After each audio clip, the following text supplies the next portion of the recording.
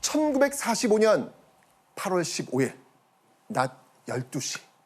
이날 경성에서는요, 한 사람의 장례식이 예정돼 있었습니다. 바로 이 사람입니다.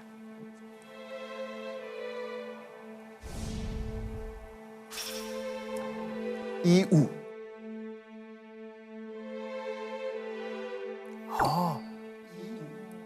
왕자 오! 아니세요? 어떻게 알았어요? 그 이분이 정말 그 외모가 너무 그 잘생기셔가지고 진짜. 예, 되게 막 회자가 많이 됐어요. 맞습니다. 맞습니다. 바로 고종의 손자인 조선의 왕자 이우였습니다. 자, 이 이우는요, 일본에서 육군사관학교를 졸업한 뒤 일본군으로 복무하고 있었습니다. 그런데 이 이우가 일본에서 갑작스럽게 사망한 겁니다.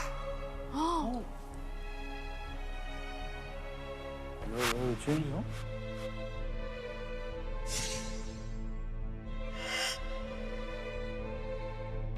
이 조선의 왕자는 왜 일본에서 갑자기 목숨을 잃었을까요? 무슨 일이 일본에서 있었던 걸까요? 바로 일본에 전무후무한 충격적 사건이 벌어졌기 때문입니다.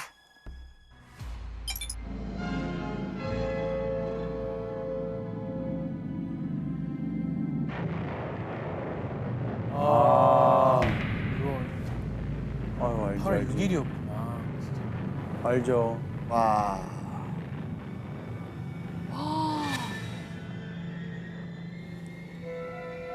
이게 실제 영상인 거죠? 네. 와. 일본 히로시마에 떨어진 핵폭탄. 와, 이거 뭐 남아있는 게 하나도 없어. 진짜 초토화된 거잖아요.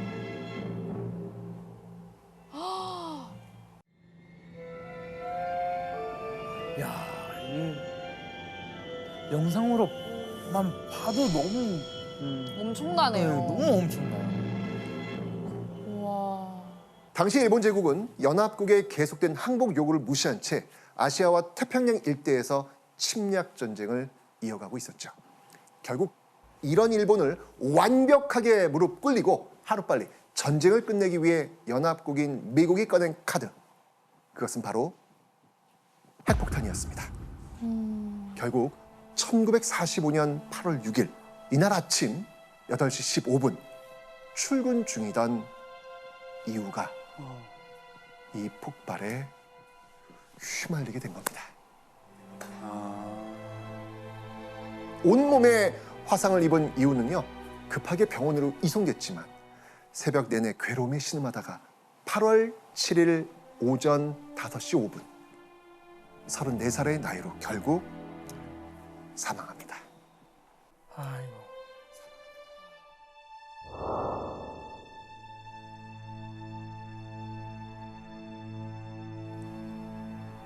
이렇게 타국에서 비참한 죽음을 맞이한 조선의 왕자 이우의 장례식이 8월 15일 낮 12시 경성운동장에서 치러질 예정이었던 겁니다. 그런데 갑자기 12시에 치러지기로 했던 이 이우의 장례식이 연기가 되고 벽보가 나붙기 시작합니다. 자, 그리고 이 벽보엔 이렇게 쓰여 있었습니다.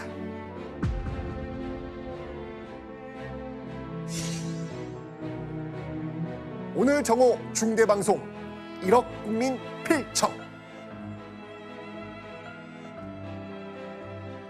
낮 12시에 중요한 방송을 할 테니 모든 국민은 라디오를 들으라는 거였습니다. 아무리 식민지라지만 한 나라의 왕족 장례식을 미루면서까지 해야 했던 중요한 방송, 대체 뭐였을까요?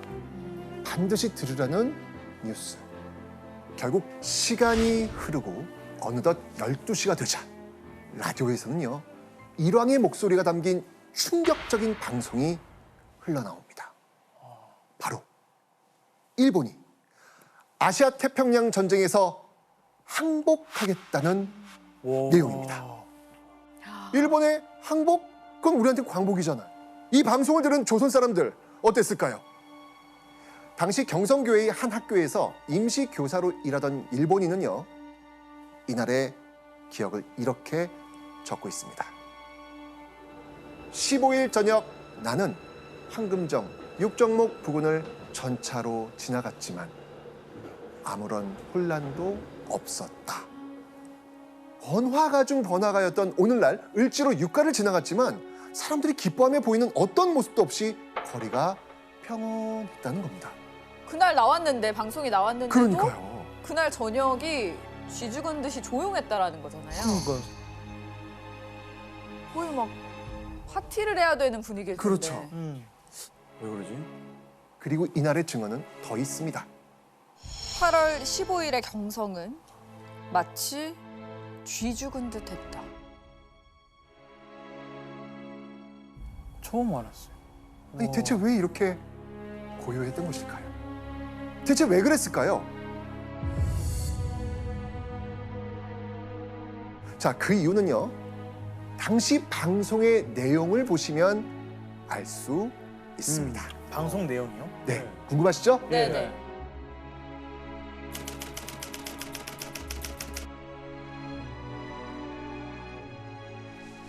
ここに重要なる南寺新民に次ぐ秦は帝国政府を応じて米英四蘇四国に対しその共同宣言を受諾する旨通告せしめたり 자, 이게 지금 8월 15일 12시 일왕이 했던 방송 내용입니다. 무슨 얘기하고 있나요, 지금? 무슨 말이에요? 어려운데요. 뭐라는 건지 모르겠네. 일단 지금 번역된 내용을 읽어봐도 지금 무슨 말인지 정확히 이해가 안 돼요. 잘 안 되시죠? 안 와요. 네. 어려워요. 맞습니다. 똑같아요. 지금 여러분의 이 반응 1945년 8월 15일 그 당시를 살던 조선인들도 똑같은 반응이었던 거예요. 아. 당시 조선인들도 일왕이 이야기하는 이 방송이 도대체 무슨 말인지 몰랐던 겁니다. 당시 오금 방송이라고 하는 일왕의 방송 자체가 일본 왕실에서나 사용할 법한 굉장히 어려운 용어들이 많이 들어 있었고요. 그리고 녹음의 질 자체가 굉장히 나빴습니다. 그러니까 일본 측에서도 사실 이런 것들을 알고 있었기 때문에 이 오금 방송을 해설할 수 있는 해설 방송을 아나운서에게 준비시켰을 정도였으니까요. 번역을 해줘야 될 정도로. 네, 네. 이해가 안 맞습니다. 되니까. 해설자도 우리가 전쟁에 졌어, 항복했어 이런 말을 직접 내뱉지는 않을 테니까 아 이게 정말로 항복의 뜻인가? 라고 긴가민가하는 이런 의구심이 있었을 테고요. 그리고 아직까지도 일본 군과 경찰이 아직 한반도에 있었기 때문에 그들의 눈치를 보지 않을 수 없는 상황이었던 거죠. 맞습니다.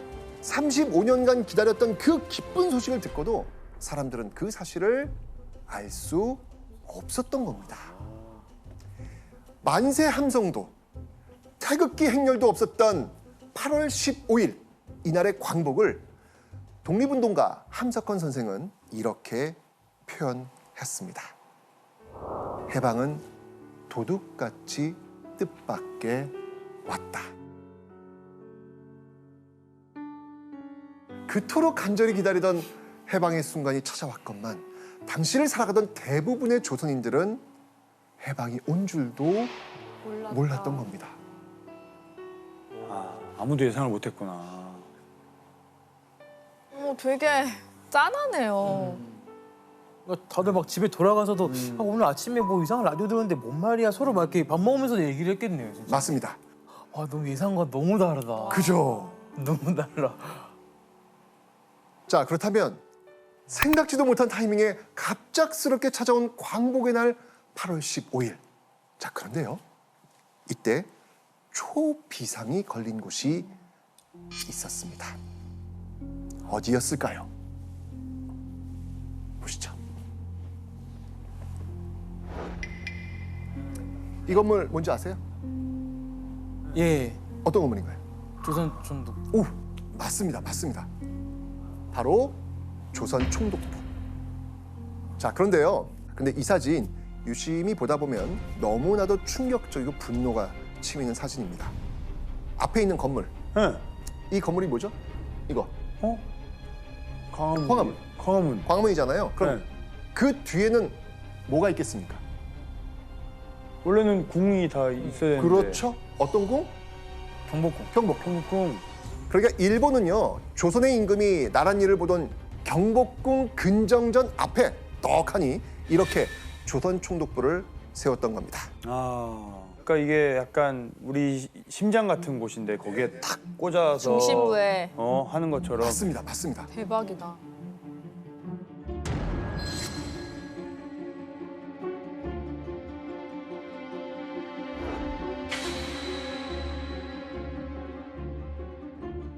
일본 제국주의에게 조선이라고 하는 식민지는 네. 굉장히 특별했던 거죠.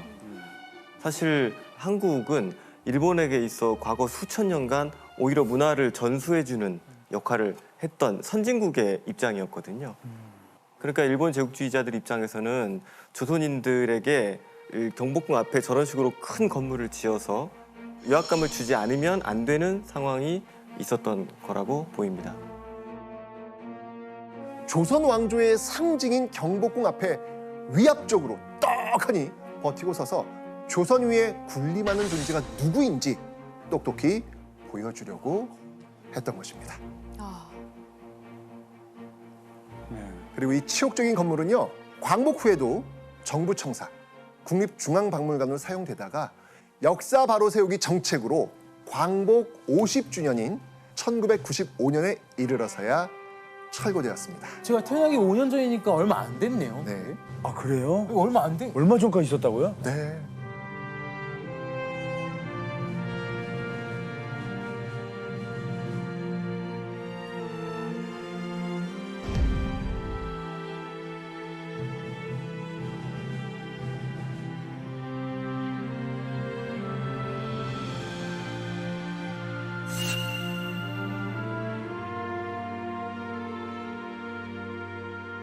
오. 진짜. 이야. 8월 15일 이 조선 총독부는 그 어느 곳보다 분주했습니다. 식민 통치하는 동안 지금껏 조선인들에게 엄청난 만행 저질렀지 않습니까? 일본이 항복하고 조선이 해방되고 나면 당연히 일본인들을 상대로 조선인들이 보복할 것이다 라고 생각할 수밖에 없잖아요. 네. 그죠? 그래서 발등에 불이 떨어진 조선 총독부가 처음으로 도움을 구한 곳이 있습니다. 어디였을까요? 도움을 구할 데가 있어요? 일본에 도움 구하는 거 말고는 방법 없는 거 아니에요? 맞습니다. 당연히 일본 정부였죠. 일본이 정말 항복을 하는지, 앞으로 어떻게 대응해야 하는지 그 도움을 청하기 위해서 여러 차례 연락을 취했습니다. 그런데 아무 답도 오지 않는 거예요. 패전을 앞두고 극도로 혼란스러운 일본 정부는 조선 총독부에게 도움이 될 만한 지침은커녕 일본이 항복을 결심했다는 소식조차 전달하지 못하고 있었습니다. 결국 공식 루트가 아닌 대외 비공식적인 정보들을 통해서 일본의 패전 사실을 파악한 조선 총독부는 자신들의 안전을 위해 이들을 찾아 나서게 됩니다. 자, 왜 하필 독립운동가였을까요? 네.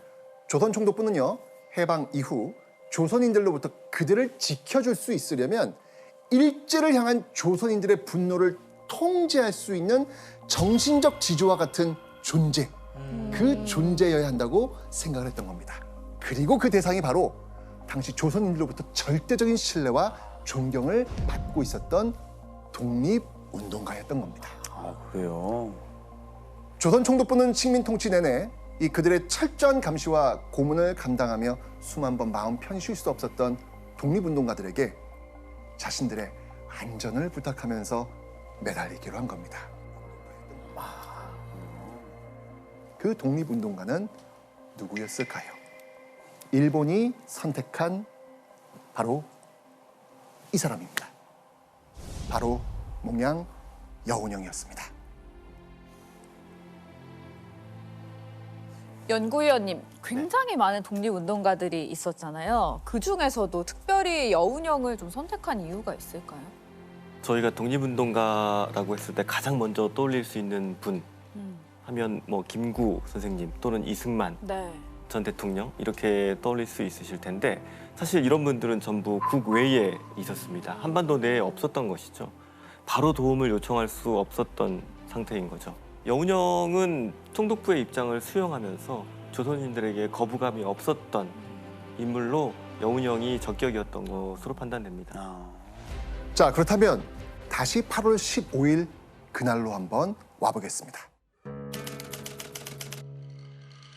8월 15일 오전 8시경 조선 총독부의 2인자인 엔도 정무총감 앞에는 여운형이 앉아 있었습니다. いらっしゃいませ。おかわりございませんか。ええ、俺が何故だ。さあ、どうぞ。 여운형과 마주한 엔도는 상상치도 못했던 말을 꺼냅니다. 이제부터 우리 일본인의 생명은 당신에게 달려 있어. 조선에 거주하는 일본인과 일본군이 무사히 빠져나갈 때까지 치안 협조를 해달라는 조선 총독부의 부탁. 그러니까 한마디로 우리 좀 살려달라. 근데 선생님, 네. 이런 부탁을 들어주는 게 맞는 건가요? 그동안 당했던 걸 생각하면 아 진짜. 이제 기회다. 혼 좀 나봐라라고 할 수도 있는데 맞습니다. 만감이 교차하는 복잡한 심경으로 엔도와 마주했을 여운형은 조선 총독부의 부탁을 들어줍니다. 갑작스러운 광복을 앞두고 극도의 혼란을 걱정한 여운형은 유혈충돌이라는 최악의 사태는 막자라고 생각을 했던 겁니다. 그런데 이 여운형이 조선 총독부의 부탁을 그냥 일방적으로 들어준 건 아닙니다. 지금 일본의 가장 큰 목표는 뭐예요? 안전. 안전에 도망가는 거 아니겠습니까? 이 일본인의 안전을 대가로 5가지 조건을 요구합니다. 자, 어떤 조건이었는지 한번 화면 보시죠. 정치범과 경제범을 즉시 석방할 것. 이 정치범과 경제범은요, 일본 제국주의에 저항하다가 감옥에 갇힌 사람들을 의미합니다. 즉, 식민 지배라는 특수한 상황이 아니라면 범죄자가 될 리 없는 사람들이었겠죠. 여운형은 억울한 이들의 석방을 첫 번째로 요구합니다. 두 번째 조건으로요, 3개월간 식량을 보장하라. 당시는 전쟁 중이었습니다. 그래서 이 한반도의 식량과 생필품의 보급을 조선 총독부에서 통제하고 있었거든요. 이대로 이 조선 총독부가 갑자기 손 딱 놓아버리면 당장 먹고 사는 문제에 지장이 생길 수밖에 없습니다. 그래서 이 조선이 정상적인 체제를 찾을 때까지 식량 배급 문제를 책임지라고 요구한 겁니다. 세 번째는요, 치안 유지와 건국을 위한 정치 활동에 절대로 간섭하지 말라. 네 번째, 청년과 학생을 조직 훈련하는데 간섭하지 말라. 5번째, 근로자와 농민을 건국 사업에 동원하는데 간섭하지 말라. 요약하면 조선인들의 치안과 건국을 위한 독자적인 활동을 앞으로 절대 방해하지 말라는 겁니다. 신경 쓰지 말라. 그렇죠. 그렇죠. 자, 그렇다면 이 5가지 조건을 들은 엔도 어떻게 반응했을까요? 일단 알았어. 괜찮아요. 해줘야죠. 본인이 지금 빨리 도망가야 되는데. 맞습니다. 거부할 이유도 겨를도 없었습니다. 바로 5가지 조건 수락합니다. 그리고 엔도와의 회담을 마친 여운형은 8월 15일 그날 저녁 6시 종로구 개동의 2층 양옥집에서 조선 건국 준비 위원회라는 조직을 발족합니다.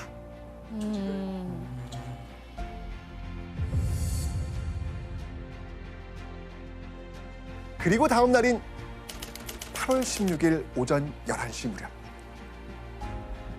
이곳에 몰려든 많은 사람들이 애타는 마음으로 굳게 닫힌 철문을 바라보고 있었습니다.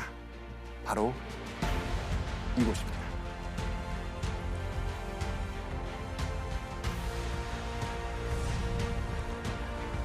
아 맞아. 바로 일제히 잔인한 고문이 자행되었던 서대문 형무소 바로 그 앞입니다. 혁명동지 환영이라고 적힌 깃발을 들고 웅성거리는 군중들. 기억나시나요? 전날 여운형이 엔도에게서 받아낸 첫 번째 요구 조건. 네. 정치범, 경제범, 석방하라. 그렇죠.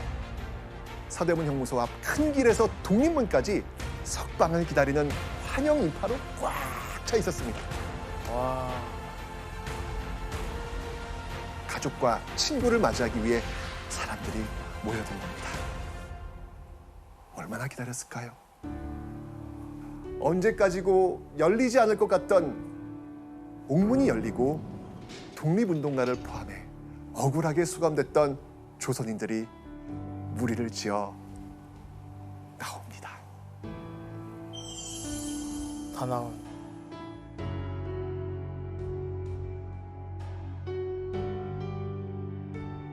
부축을 받고 나오는 등이 굽은 사람에게 여인과 3명의 아이들이 기쁨의 함성을 지르며 달려갔다.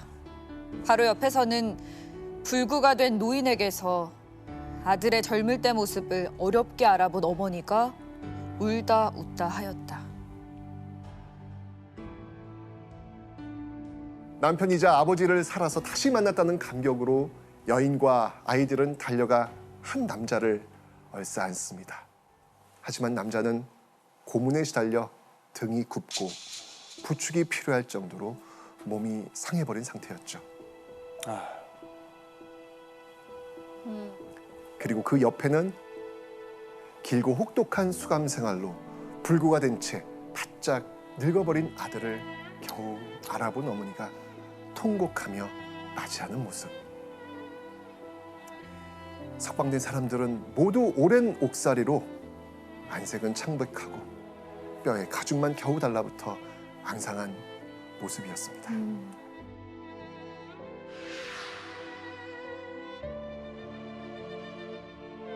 가족을 다시 볼 수 있는 건 너무나 기쁘고 행복한 일이지만 막상 그 모습을 마주했을 때는 진짜 눈물이 마르지 않았을 것 같아요. 정말 노인이 돼서 나왔으니까.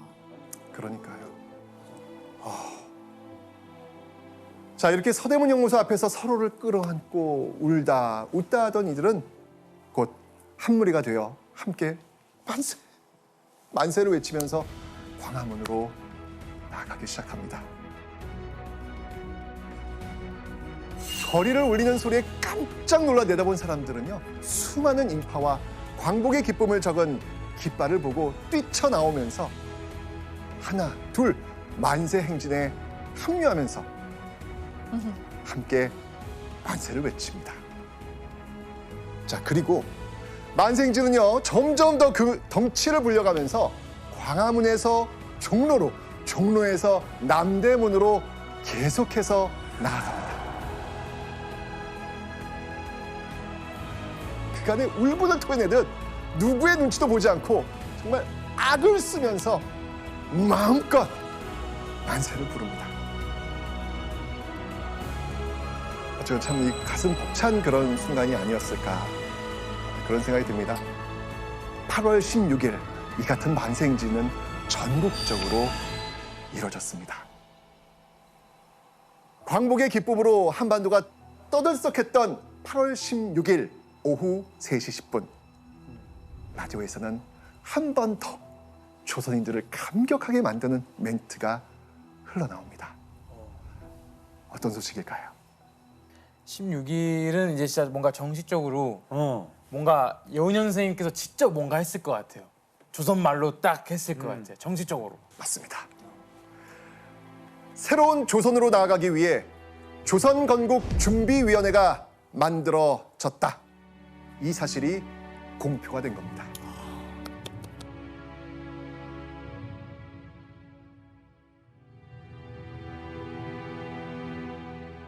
불과 하루 전까지만 해도 이 조선 총독부의 검열 탓에 조선에 유리한 소식을 알린다는 것은 불가능했습니다.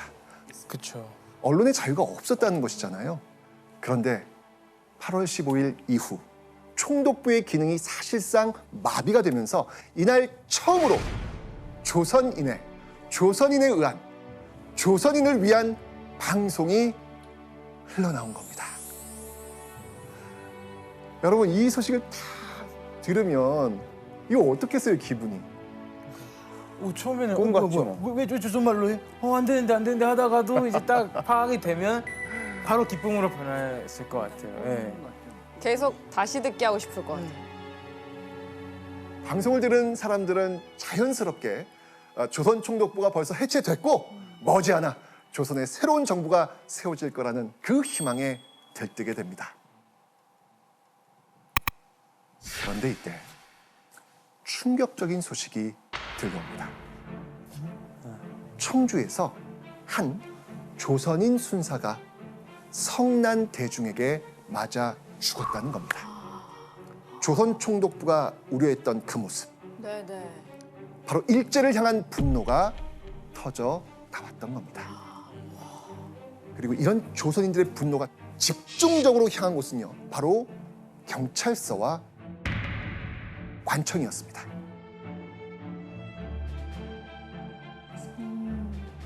그렇지 않겠습니까? 맞아. 아니, 네. 저희는 시작할 때부터 예상하고 있었던 건 이거밖에 그렇죠. 없어요. 예. 그 경찰서나 관청에는 일본 사람들이 다 있는 거죠.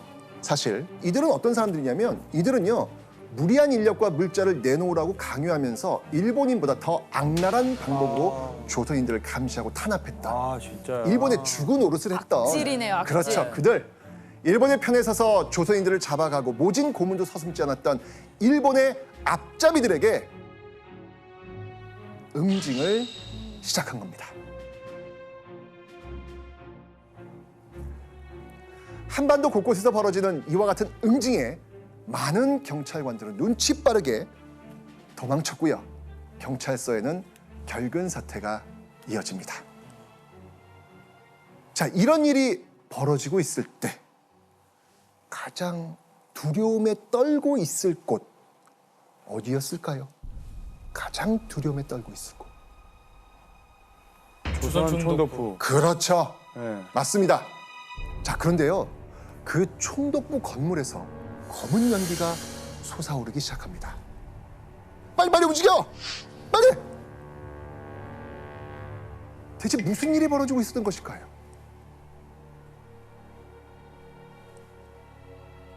혼란에 빠진 조선 총독부 건물 위로 끝도 없이 매캐한 연기가 피어올랐고요. 청명한 이 조선의 여름 하늘엔 뭔가를 태운 재가 눈꽃처럼 휘날립니다. 건물 안 조선 총독부 직원들은 숨가쁘게 움직이고 있었습니다. 빨리 움직여! 빨리 태워! 빨리 태워! 무슨 소리지? 서류들을 다 없애버리는 거. 그렇죠. 그때 시작했을 때부터 모아놨던 모든 그런 조선에 대한 기록들이 있을 거 아니에요. 맞습니다. 그걸 다 없애는 거예요. 맞습니다. 앞으로 한반도에 진주할 연합군이나 조선인 지도자의 손에 결코 들어가서는 안 될 일제의 만행이 담긴 기밀 문서들이었을 것입니다. 그리고 이런 상황은요, 뭐 조선 총독부뿐만이 아니고 시내 곳곳의 다른 관청들, 뭐 경찰서 역시 마찬가지였습니다. 나중에 문제될 수 있는 소식들을 다 태워버리는 것이죠. 문서 파기, 이게 너무 중요하니까. 자, 그럼 궁금합니다.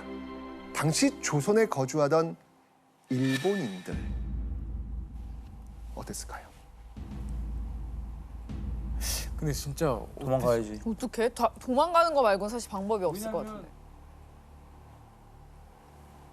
그냥 패닉이었습니다. 안 그러겠습니까?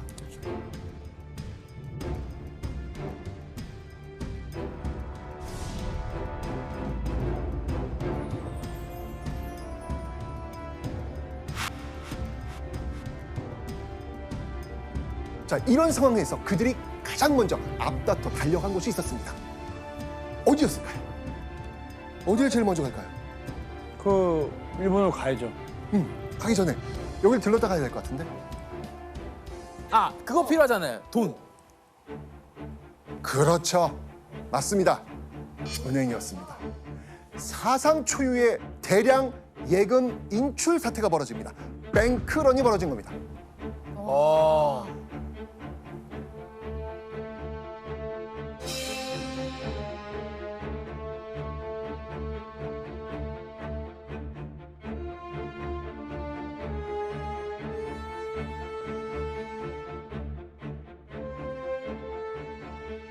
자, 그렇게 16일 단 하루 동안 경성에서만 전체 지급 준비액의 20%인 2억 엔이 인출이 됩니다.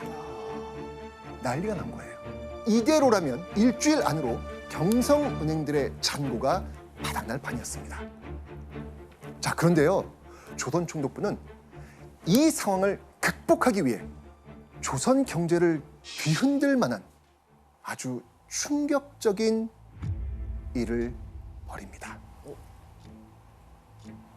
어떤 법이었을까요?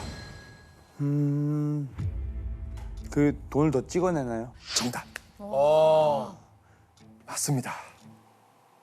총독부의 재무국장은 화폐를 마구 찍어내서 이 사태를 막으려고 했던 겁니다. 그렇게 한 달이 조금 넘는 기간 동안 찍어낸 돈이 무려 36억 8천만 엔. 당시 조선 총독부 예산이 23억 5,800만 원 정도였습니다. 와.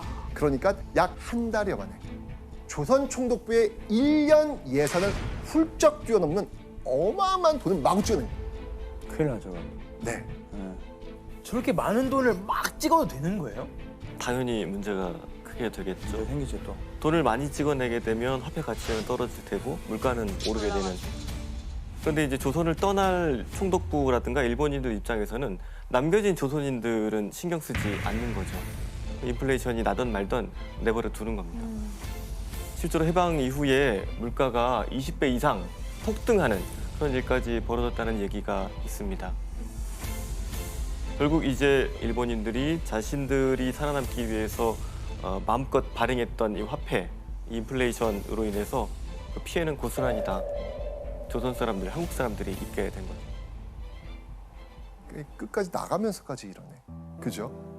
35년 동안 조선을 식민 지배하며 온갖 수탈을 일삼던 조선 총독부는 패전 이후에도 혼란은 아랑곳하지 않고 당장의 돈을 갖고 탈출하는 데만 급급했던 겁니다. 자, 그렇게 광복 3일째인 8월 17일. 당시 유일한 조선어 신문이었던 매일신보의 일면 기사. 이날의 머리 기사 한번 보시죠. 호해의 정신으로 결합. 우리 광명의 날을 맞자.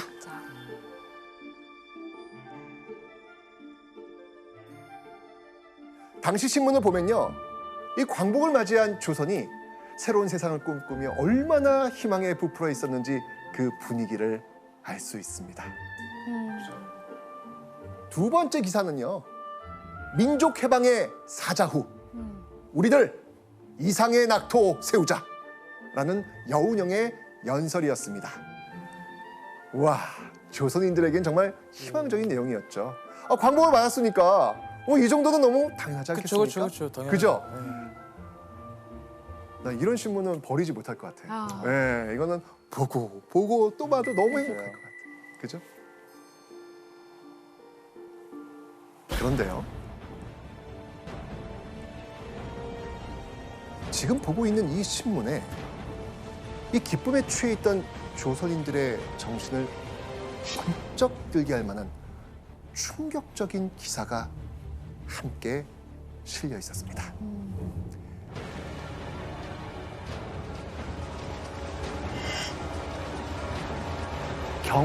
경거망동을 삼가라. 경거망동을 삼가라. 그러니까 야, 너도 조심해. 이거잖아요, 지금. 네. 아니, 이 분위기에 이게 무슨 말이야, 지금? 좀 분위기 파악 못하는 것 같은데. 그렇죠. 네. 이런 단어를 쓸 타이밍이 아닌 것 아니죠. 같은데. 이 기사 누가 냈을까요? 그 주체는 바로 일본군이었습니다. 일본군이 조선을 향해 경거망동을 삼가라 라고 이야기하고 있습니다. 자, 이들이 대체 무슨 말을 하는 건지 기사를 좀 더 자세히 살펴보도록 하죠. 시위운동 일체 불허. 민중들은 절대 자중하라. 그리고 인심, 창란, 치안 방해는 단호 조처. 무슨 말일까요? 당시 일본군이 조선인들의 만세 시위를 금지하면서 자제를 명령한 겁니다. 그러면서 만약 지키지 않았을 때는 단호한 조처를 하겠다. 이거 협박 아닙니까? 그러니까요. 그죠? 자, 단호한 조처. 무슨 말일까요? 바로 무력을 사용하겠다는 말입니다. 아니, 독립된지 해방된지 몰라요, 이분들? 진짜 지금- 사태 파악이 안 되는 거 아닐까요? 지금도 지금 은행 가고 난리 나고 무섭다고 덜덜덜 떨면서 저런 기사를 낸 건데 뭐 이런 기사를 왜 낸 거예요? 네. 조선 총독부와 여운형이 합의한 지 불과 3일째 패전한 일본군이 갑자기 이런 기사를 낸 이유. 당시 조선 주둔 일본군은요, 조선 총독부와 함께 이 식민지배의 큰 축을 담당하고 있었거든요. 자, 근데 조선 총독부는 지금 여운형과 합의를 하고 움직이고 있는 거예요. 그런데 일본군은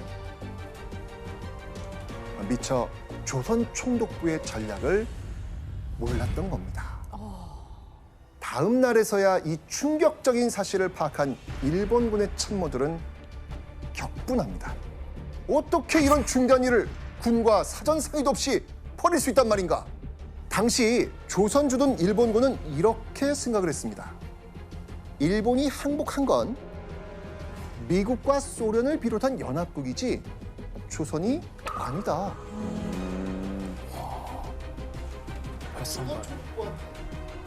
우리가 무사하게 귀환하려면 우리가 무장을 유지한 채로 조선인들을 여전히 억압하고 통제한 상태에서 귀환할 수 있다고 판단을 했던 걸로 생각이 됩니다. 그렇게 8월 17일 오전 10시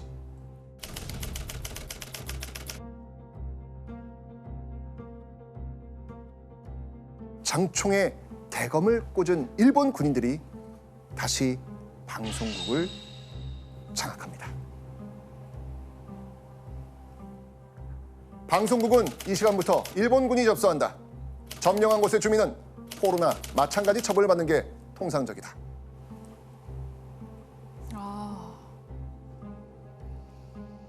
일본군은요, 언론을 통제해서 다시 조선인들의 눈과 귀를 막으려고 했습니다. 조선에 남아있는 일본인들의 안전을 위해서 조선인들 사이에서 들불처럼 퍼져가는 이 광복의 기쁨과 희망을 꺾고 일본의 영향력이 아직 건재하다는 것을 보여주려 했던 것이죠. 일본군의 언론 통제는 시작에 불과했습니다. 일본군은요, 조선인들에 대한 경고 수위를 점점 높여갑니다. 무장한 일본군이 언론사는 물론 경성 곳곳을 점거했고요. 종로 일대에는 무려 일본군의 기관총까지 설치가 됩니다. 와, 싹 장악했네, 진짜. 이제 막 해방의 기쁨을 누리기 시작한 광복 며칠 만에 일본군이 다시 경성을 장악한 겁니다. 뭐야. 또 한편으로는 뭐야 잠깐 우리가 꿈이었던 건가 다시 불안한 마음도 좀 있을 것 같아요. 그게 아닌가, 광복이 아닌가 싶겠죠.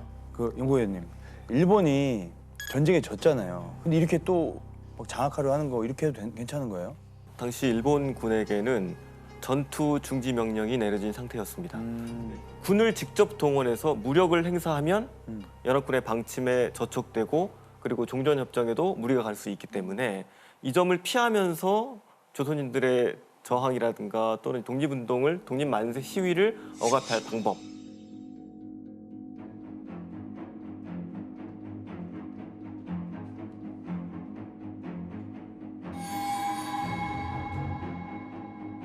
이게 일반 경찰 업무를 할 수 있는 헌병을 동원했던 거예요.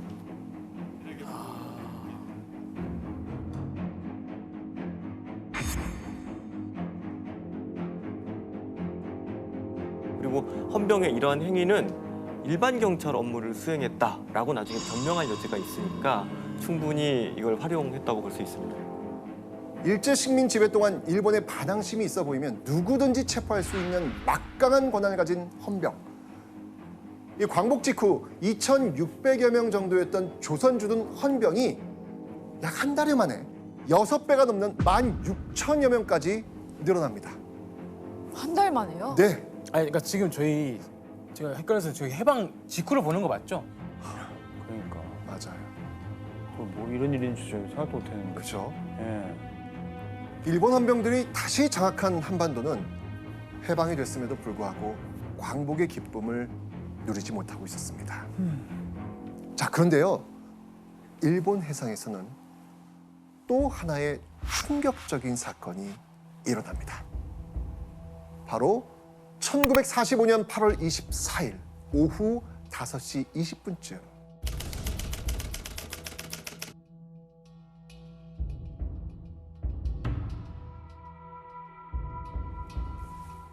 꽝! 하는 귀를 찢을 듯한 굉음과 함께 일본 부근 해상에서 배 한 척이 폭발합니다. 배의 중앙이 쩍 갈라지면서 가운데부터 서서히 침몰하기 시작했고요. 배에 타고 있던 사람들은 그대로 배와 함께 바닷속으로 사라졌습니다. 문제의 배를 한번 보시겠습니다. 길이가 무려 108m나 되는 거대한 일본의 수송선 우키시마호였습니다. 엄청 큰데요? 자, 그런데요. 이 배에 타고 있었던 사람들 누군지 아세요? 아, 그러니까 이 배가 이게- 어디서부터 어디로 가? 맞아요, 저도. 일본에서 한국으로. 한국으로. 그러면은 해방 사실을 알고 가족들 모아서 한국으로 오던 조선으로 들어오려고 하는 사람들인가요?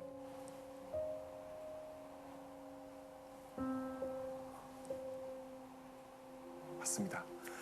바로 조선인들. 네. 일본에 끌려갔던 강제 동원 피해자들이었습니다.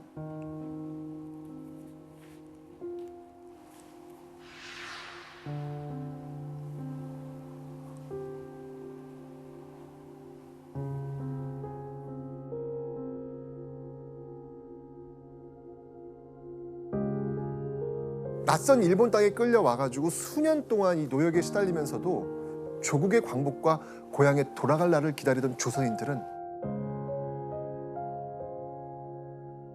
8월 15일 드디어 꿈에나 그리던 광복을 맞이한 겁니다. 얼마나 기쁜 소식입니까? 그렇죠. 그죠? 맞습니다. 드디어 광복된 조국으로 돌아갈 수 있게 된 겁니다. 몇몇 조선인은요, 얼마나 기뻤는지 정말 이 출발 며칠 전부터 부둣가와 길가에서 노숙까지 할 정도였습니다. 배는요, 조선인들로 발 디딜 틈 없이 빼곡히 들어찹니다. 드디어 출항하는 날.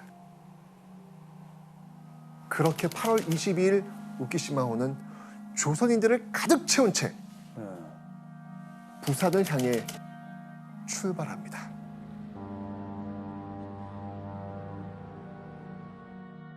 하지만 이틀 뒤 이 우키시마호는 일본 해상에서 폭발하고 만 겁니다.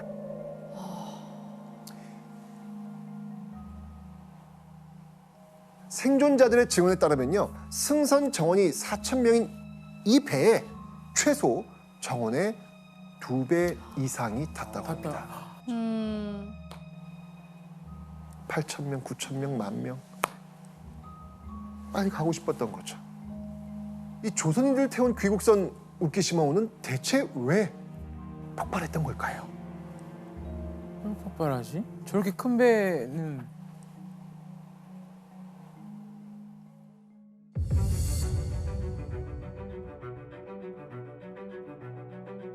일본 측은 배가 폭발한 원인이 미국이 뿌려놓은 수중 지뢰, 기뢰 때문이라고 발표합니다.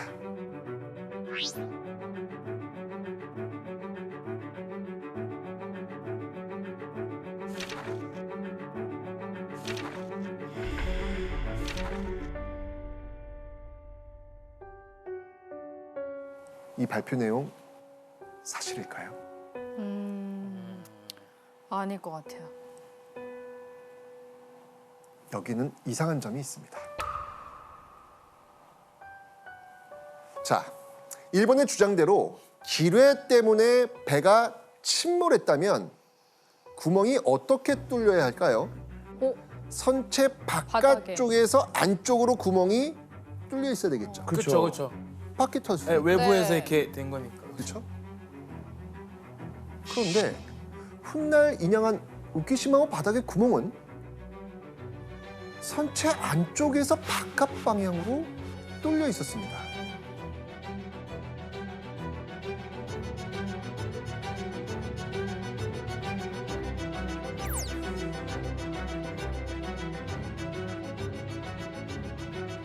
안쪽에서 바깥으로? 네. 그럼 이미 이게 실려져 있던 거 아니에요? 안에서 터져가지고 그 쇠가 바깥으로 휜 거잖아요. 맞습니다. 폭발이 배 내부에서 있었다는 걸 짐작해 볼 수 있는 모습입니다. 결국 일본 측의 주장과는 달리 일본 해군이 의도적으로 조선인들이 탄 배를 폭파시켰을 가능성이 있는 겁니다.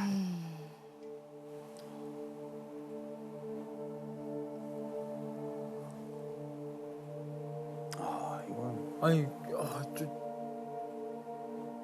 아니 도대체 왜 이렇게까지 하는 거예요? 우키시마호 안에 탑승했던 대부분의 사람들은 일본으로 강제 동원됐던 조선인들로 밝혀져 있습니다. 이 사람들이 일본 내에서 아주 비밀스러운 군사 시설을 공사한다거나 또는 어떤 비밀스러운 문건들을 만졌을 수 있거든요. 일본 쪽에서는 이러한 비밀이 외부로 유출되는 것 이걸 굉장히 꺼려했을 것으로 추정이 됩니다. 아마도 그런 까닭으로 우키시마호가 이런 비극을 겪지 않았을까 그렇게 생각해 볼 수 있습니다. 심지어 일본은요 9년 만에 이 침몰한 선체를 인양을 합니다. 9년 만에 9년 만에 하지 않다가 일본은 왜 갑자기 마음을 바꿔서 이 우키시마호를 끌어올렸을까요? 1954년에 54년에? 왜 갑자기? 그러게요. 9년 만에? 바로 1950년부터 53년 6.25 전쟁 네. 있었잖아요. 전쟁 후 피폐해진 한국에 이 철을 팔기 위해서였습니다.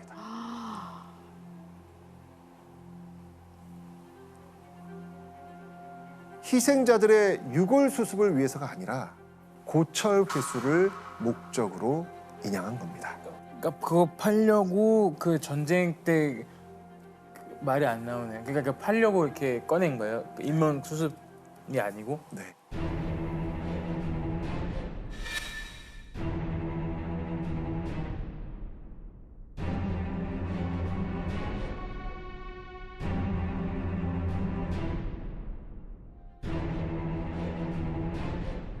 아유, 타국에 강제 동원돼 수년간 노역에 시달리다가 조국으로 돌아갈 기쁨에 부풀어 있던 수천 명의 조선인들은 죽어서도 끝내 광복된 고향 땅으로 돌아가지 못한 겁니다.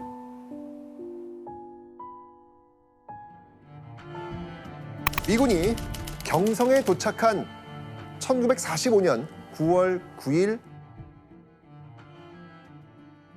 조선총독부 제1회의실에서는 일본의 항복 조인식이 열립니다. 일본과 연합국이 합의한 내용에 서로 서명하고 미군이 일본의 뒤를 이어 조선에 주둔하게 되는 그런 절차였죠. 그리고 항복 조인식 직후 일장이 내려갑니다.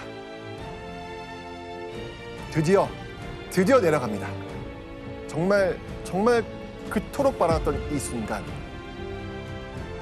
그리고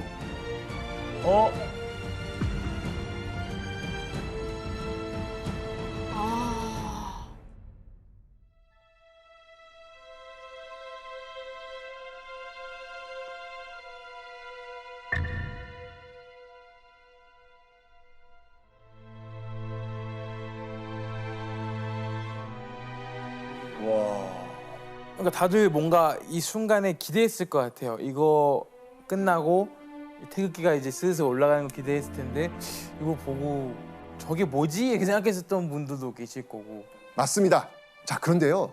35년 동안 한반도를 지배해온 조선 총독부의 일장기가 내려가고 그 자리에 올라간 것은 태극기가 아닌 성족이었습니다. 조선을 식민 지배하던 일제체가 끝나고 임시로 조선을 통치하는 군사정부, 이른바 미군정이 들어서게 된 겁니다.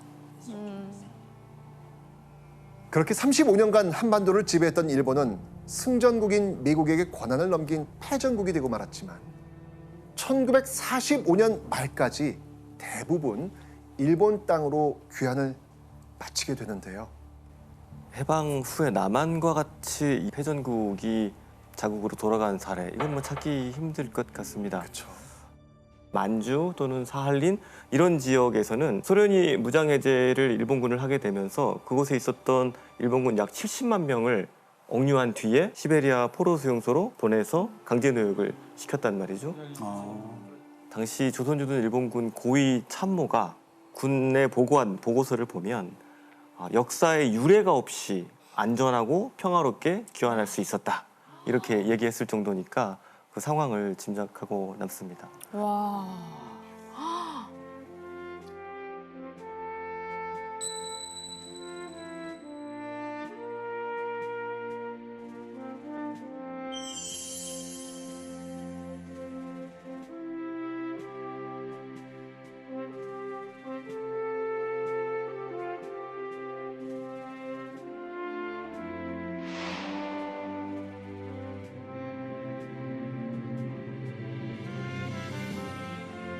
빛광, 회복할 복. 77년 전 8월 15일. 그날은 빛나고 영광스러운 날이었습니다. 하지만 분명 그 빛에 가려진 어두운 역사 또한 존재했죠. 1930년대 후반 이 조선의 한 중학교, 당시에는요 다달이 내는 수업료라는 것이 있었고요. 그 수업료를 내지 못한 학생들이 선생님 앞에 엎드려서 매를 맞고 있었습니다.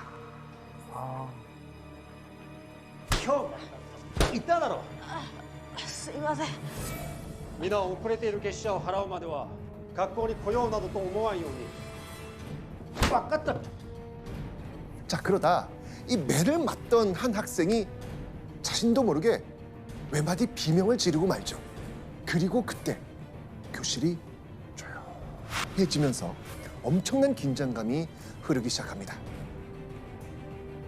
넘어진 학생은요, 연신 죄송하다고 말합니다. 선생님은 그런 학생을 빡!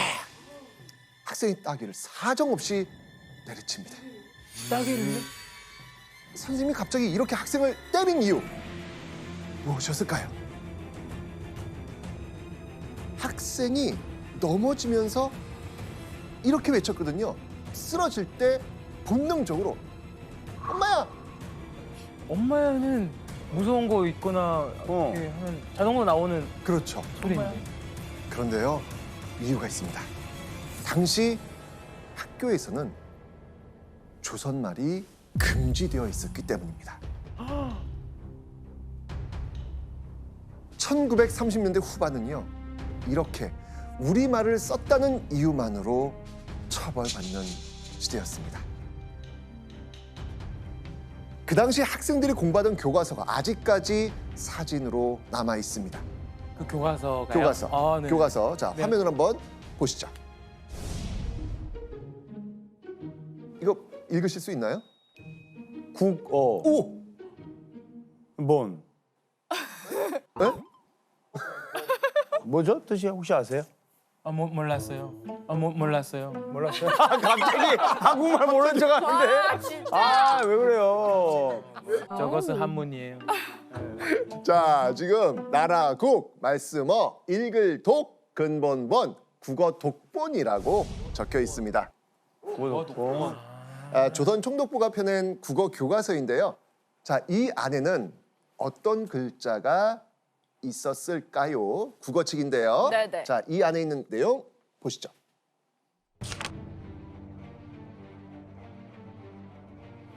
아하, 일본 말이네. 네, 맞습니다. 일본 말이. 일본어.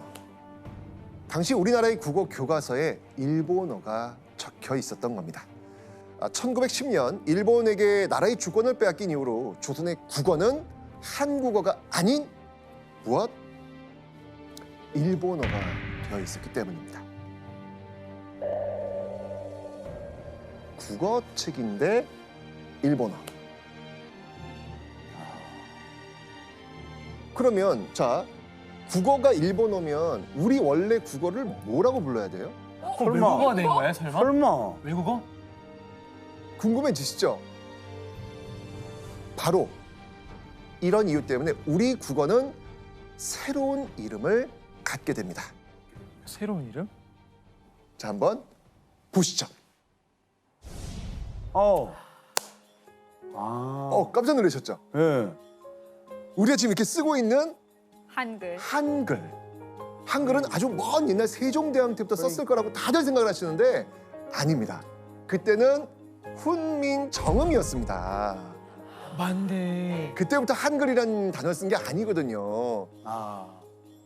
이때 생겨난 이 한글이라는 말을 지금까지 우리가 쓰고 있는 것이죠. 와 벌써부터 몇 대 맞았는데요. 선생님. 그죠?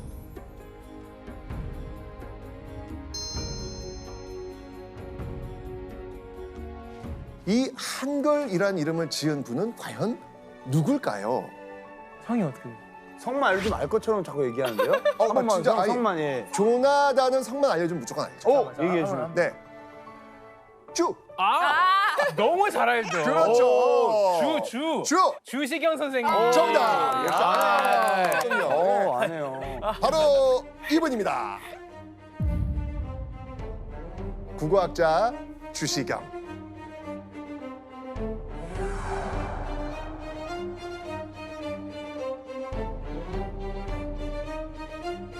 일제강점기가 시작된 지 3년이 지난 1913년 주시경이 우리 글을 대신할 한글이라는 단어를 만든 거죠.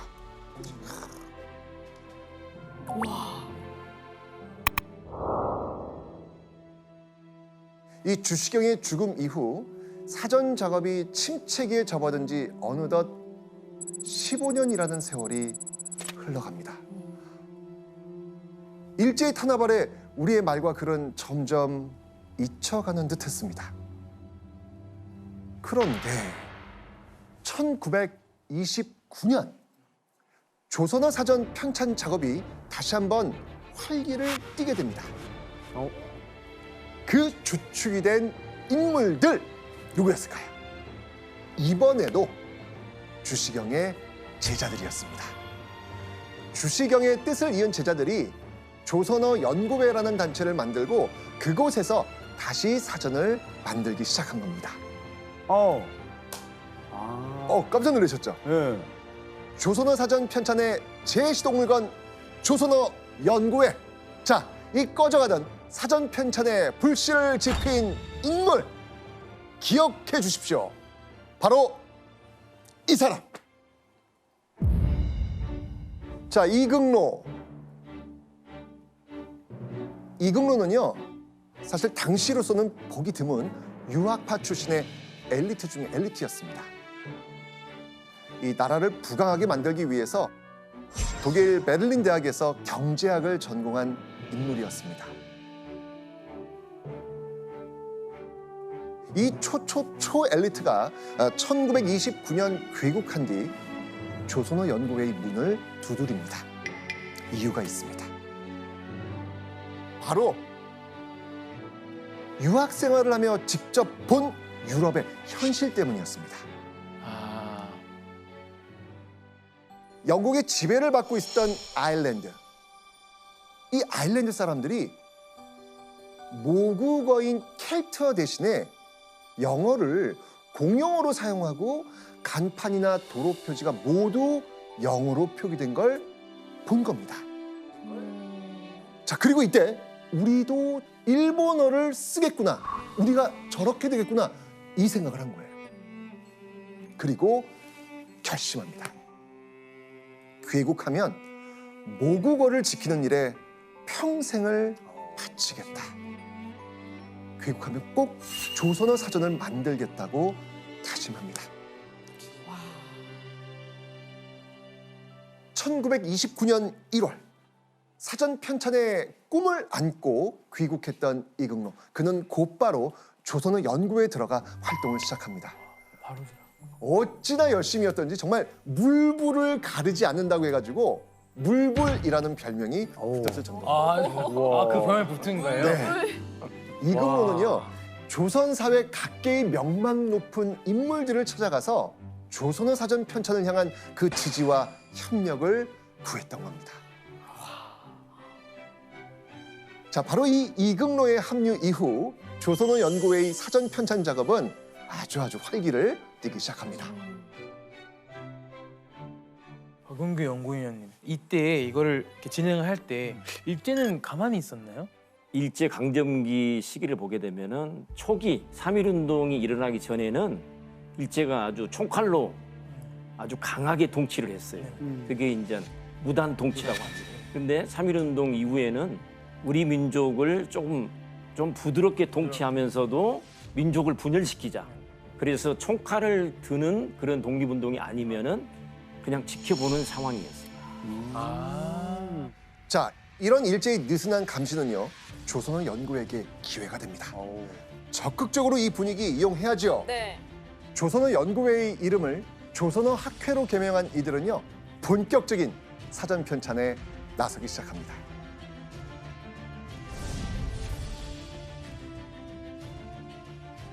자, 일제의 감시도 살짝 비켜나 있는 상황. 자, 이 조선어 학회의 사전 작업 수월하게 진행됐을까요? 뭐 통치가 감시가 덜하니까. 느슨하니까 조금 더 활발해지지 않았을까요? 하하, 이게 시작부터요, 이 거대한 문제에 맞닥뜨리게 됩니다. 무슨 문제였을까요? 거대한 문제?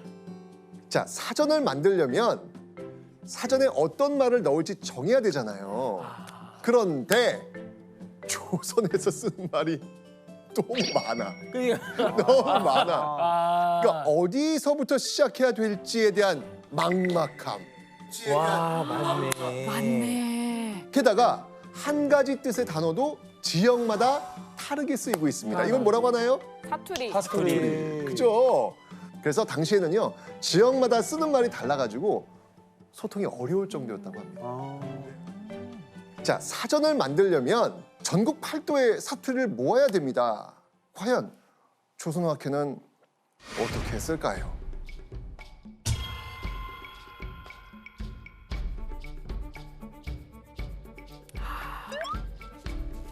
자, 학교 선생님들이 많았던 조선어 학회 회원들은요, 사투리 수집을 위해서 학생들의 도움을 받기로 합니다. 학생 여기서 문제! 조선어 학회가 사투리 수집을 위해 받은 학생들의 도움은 무엇일까요? 있는 학생들을 전국으로 보냅니다. 체험학습 느낌으로. 한 명은 광주, 한 명은 부산, 한 명은 제주. 그 다음에 한 달을 걸려요.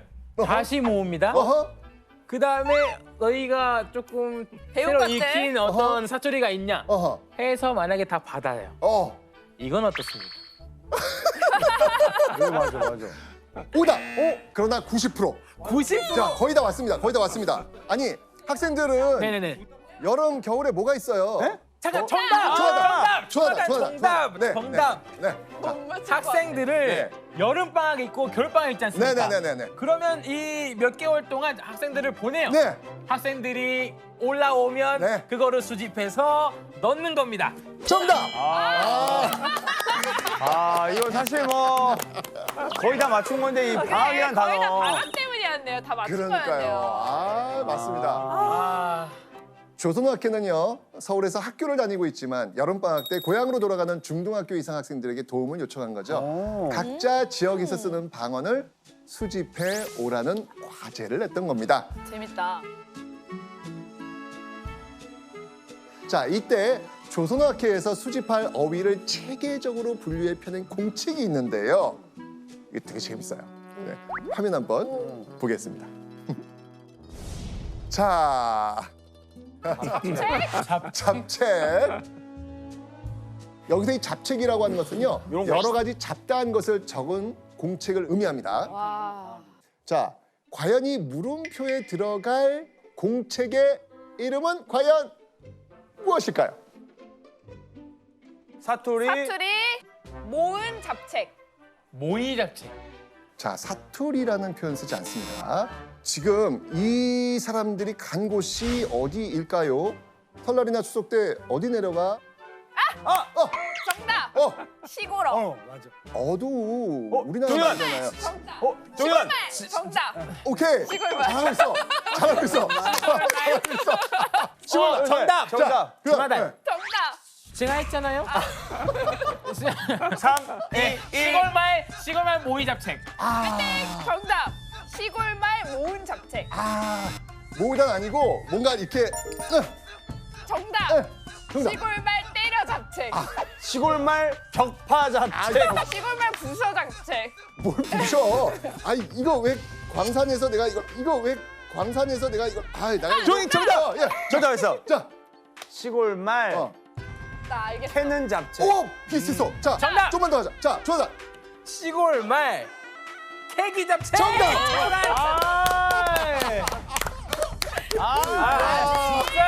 이거는 누나 형이 다 한 거를 가져간 거 아니에요? 와. 시골말 캐기 잡채. 와, 근데 저 진짜 시골말 케이크 잡채. 근데 벌써 두 번째입니다. 그러니까 오늘 저는 너무 좋아요 지금. 감사합니다. 캐네요. 금방 캐듯 전국에서 시골말 캐기가 이루어졌던 겁니다. 으이차, 시골말 캐기, 맞네. 시골말 시골말 캐기. 캐는 거. 자, 그러면 안의 내용 한번 확인해 볼까요? 네.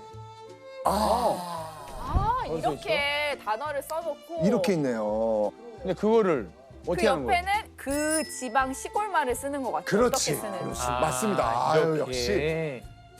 근데 너무 잘 숙제를 잘 내주셨다. 그러니까요. 나였으면 너무 잘했다. 재밌게 하고 올 것 같아요. 저도요. 방학 기간에. 그러니까요. 맞죠. 네.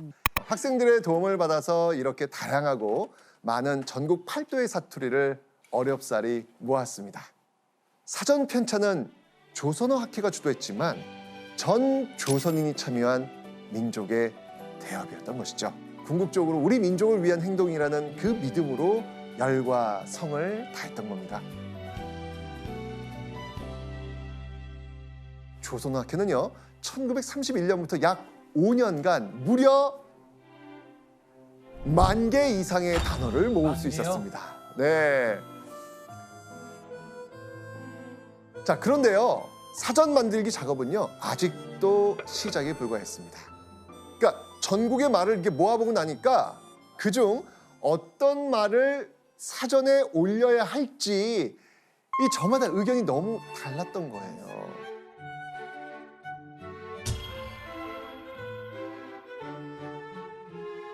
자, 사전에 올릴 수 있는 단어는 딱 하나입니다. 당시 조선어학회 회원들의 고뇌가 얼마나 깊었는지 알 수 있는 자료가 있는데요. 한번 보시죠. 어이구 뭐야? 에? 제목이 왜 이래? 자, 오른쪽 기사 제목 눈에 확 들어오시죠. 네. 아니, 이거 일단 나단이 한번 읽어줘. 나 잘 안 읽어볼까요? 보여가지고. 나 잘 안 보여. 예. 조명 때문에 잘 안 보여가지고. 저, 헤드라인이 굉장히. 뭐 어떻게 저렇게? 자, 많고 많은 어휘 중 단 하나의 어휘를 표준말로 고르는 과정이 얼마나 심각했는지 그 회의 내용이 신문에까지 실렸던 겁니다.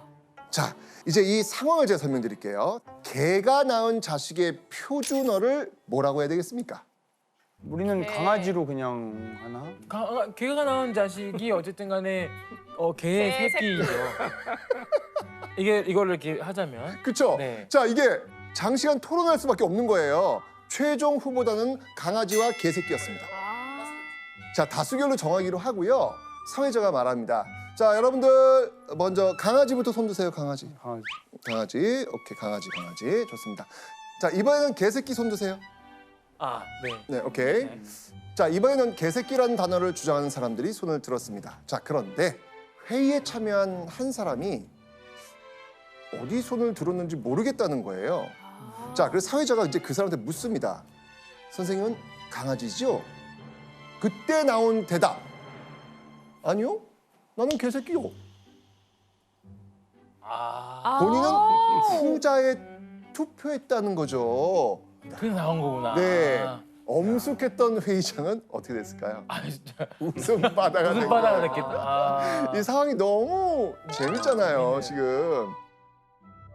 우스운 에피소드지만 회의에서 낱말 하나도 허투루 다루지 않았던 조선학회의 모습을 짐작해 볼 수 있습니다. 자, 이렇게 뭐 하나 쉬운 게 없었습니다.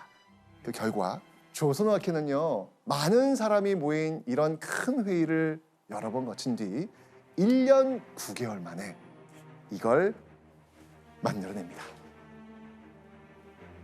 사정한 조선어 표준말 모음, 바로 조선어 학회에서 간행한 표준어 어휘집. 우리나라 역사상 최초로 전국 각지에서 제멋대로 쓰이던 우리말을 체계적으로 정리해서 표준어를 결정한 겁니다. 1년 9개월 만에. 이 표준어에 이제 드디어 뜻풀이가 더해지면 뭐가 되는 거예요? 사전 나무이가 되는 거죠.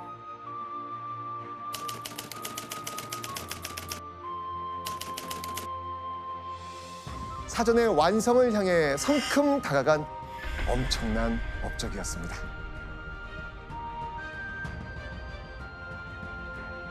자, 그런데 연구원님, 사실 이게 끝이 아니지 않습니까? 네. 표준말을 정했다고 해서 끝이 아닙니다. 사전을 내려면은 표기법이 통일이 돼야 돼요. 아, 이젠 또 표기법. 그래서 한글 표기법, 맞춤법을 통일했어요. 거기에 외래어를 통일해야 되겠죠.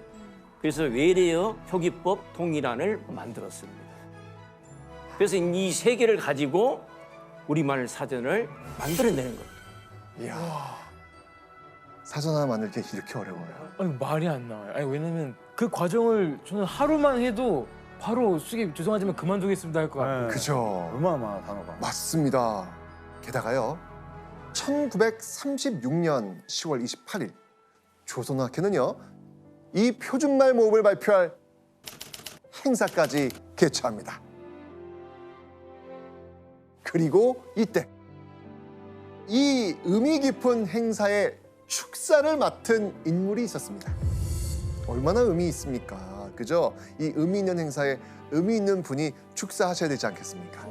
축사? 누굴까요? 바로 독립운동가 도산 안창호. 3.1운동 이후 대한민국 임시정부의 요직에서 활동했던 안창호. 자, 이런 안창호에게 이극로가 조선어 학회 행사의 축사를 부탁했던 겁니다.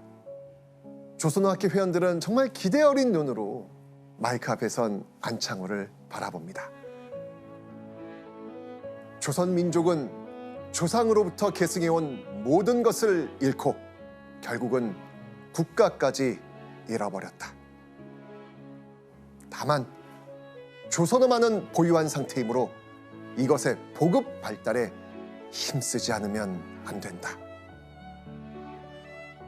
자, 이게 무슨 말일까요? 그러니까 조선어가 조상들이 이렇게 물려주신 거니까 잊지 않고 계속 이렇게 지켜야 된다. 그렇죠.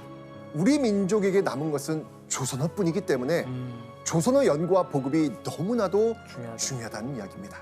그러면서 그 역할을 하고 있는 조선어학회 회원들에게 감사를 표한 겁니다. 그 말을 들은 조선어학회 회원들 뭉클하지 않았을까요? 그런데 그 순간 그 순간? 훈훈한 분위기를 깨부수면서 사방에서 달려나온 일제 경찰이 행사를 중단시킵니다. 그날 그 자리에? 네. 축사하는 그 과정에서 말이죠.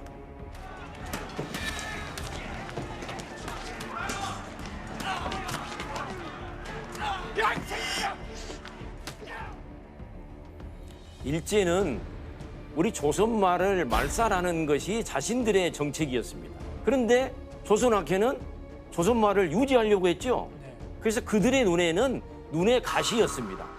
그런데 독립운동가 안창호가 축사를 한다니, 게다가 나라는 빼앗겨도 우리 말은 지켜야 된다는 그런 말을 한 것은 일제 경찰의 입장에서는 받아들이기가 어려웠던 것입니다. 결국 그동안 학술단체로만 이 조선학회를 바라보던 일제는요, 안창호의 축사 사건 이후에 철저한 감시의 필요성을 느끼고 매서운 눈으로 조선학회를 주시하기 시작했던 겁니다. 아이고야. 일제에 의해 행사가 중단된 다음 날, 이국노는요, 조선학회 대표로 종로경찰서에 출두합니다. 일제 형사는요, 잔뜩 격앙된 목소리로 이렇게 말하죠. 그대의 사상이 의심스럽다. 독립운동가인 안창호에게 축사를 청하여 불온한 말을 할 기회를 준 것은 용서할 수 없는 처사다. 일제 형사는 이국노를 끈질기게 추궁합니다. 일제 형사의 추궁에 이국노는 어떻게 반응했을까요? 아예 당당했을 것 같아요. 내가 한국 사람이고 한글을 공부하는데 너희들이 왜 뭐라고 하느냐? 과연 어떻게 했을까요? 이국노는요, 잘못된 행동입니다 라고 빕니다. 그리고 이렇게 말하죠. 잘못됐습니다. 지금이 어느 때라고 대일본 제국을 두고 딴 생각을 하겠습니까? 우와.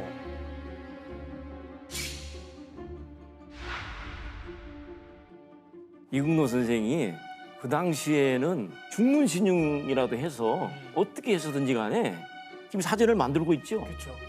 일제가 원하는 대로 위장 전술을 써서 이 축사 부분을 슬기롭게 잘 넘어간 겁니다. 본심을 감춘 이국노는요, 싹싹 빌면서 조선어학회가 하는 일은 그냥 학문 연구일 뿐이라고 설명을 합니다.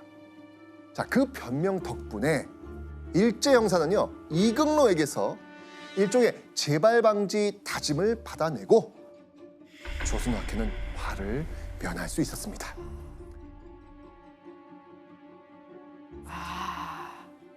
자, 그렇다면 이대로 조선어학회는 안전할 수 있었을까요? 이제 뭐 어느 정도 잘 얘기를 한 것 같고 부드럽게 그럼 바로 조금 느슨해지지 않았을까요? 뭔가 아닙니다. 조선어학회의 위기는 이제 시작입니다. 시작이에요.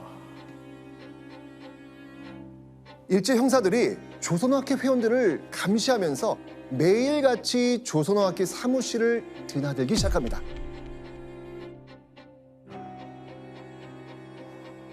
이런 과정에서 그 사전 작업 이게 얼마나 어렵겠습니까? 아 너무 어렵죠. 그러니까요. 계속 조여오는데. 조선어학회를 감시하는 일제와 일제에게 꼬투리 잡히지 않으려는 조선어학회의 그 팽팽한 줄다리기, 이 줄다리기는 몇 년 동안이나 계속됩니다. 사전 편찬에 적신호가 켜진 겁니다. 결국 일제 말기 조선어학회는 단체를 지키기 위해서요, 일제가 남산에 세워놓은 조선 신궁에 끌려나가 참배도 올렸고요. 일제가 강요한 대로 국민정신총동원연맹이라는 친일 단체에 들어가기까지 했습니다. 마음에도 없는 행동과 말을 하는 것. 조선어학회 회원들은 오직 사전을 만들겠다라는 이 일념으로 이런 굴욕까지 참아야 했습니다. 이런 수모와 굴욕을 견디는 동안 시간을 번 거잖아요. 계속해서. 그러니까 시간을 벌고 네, 있었죠. 조선어학회의 사전 원고는 점점 완성되어 가고 있었습니다. 다행이네요. 다행이다. 그런데 이런 눈물겨운 노력에도 일제는 조선어학회를 일망타진할 수 있는 절호의 기회를 잡게 됩니다. 조선어 사전 편찬의 발목을 잡는 사건은요, 아주 엉뚱한 데서 터집니다. 엉뚱한데요? 누구도 예상하지 못했다.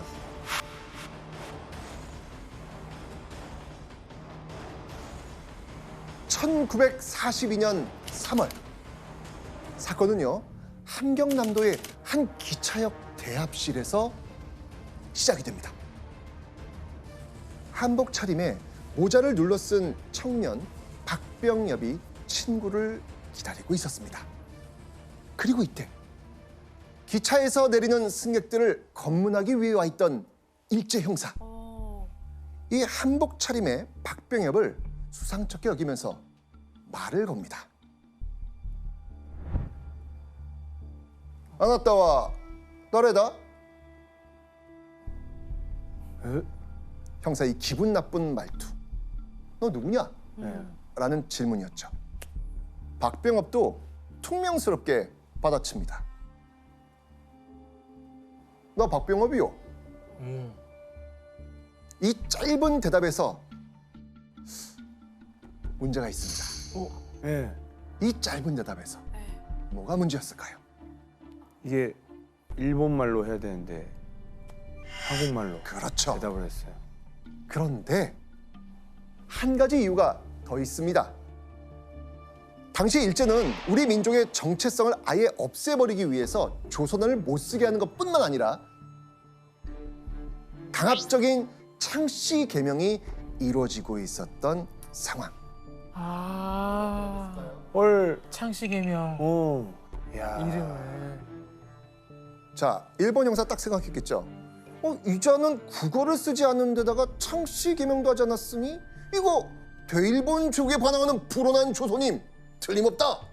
즉시 이 박병엽을 경찰서로 연행해서요 신상을 캐묻습니다. 그리고 며칠 후 박병엽을 끌고 그의 집에 가서 가택 수사까지 진행한 겁니다. 뭐라도 찾아내가지고 이거 꼬투리 잡아야 되겠다 이런 작심을 한 거죠. 그런데 꼬투리가 될 만한 게 안 나와요. 다행이네. 안 나와요. 다행이다. 안 나왔어. 자, 그러면 형사들이 그대로 포기할까요? 이제 아무것도 안 나왔는데 뭐. 형사들은요 박병엽이 안 나오니까 박병엽의 조카 박영희의 물건까지 뒤집니다. 당시 그 조카 박영희는요 중학생이었어요. 중학생. 아이고. 일제 경찰 이거 심했네. 악랄합니다 지금, 그죠? 그 중학생 그 뒤져서 뭐가 나왔겠습니까? 형사들이 챙긴 건요 그냥 박형이 그 서랍에서 발견한 일기장 2권이었습니다.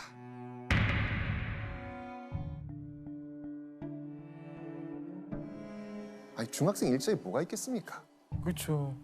어디 좀 봐요. 무슨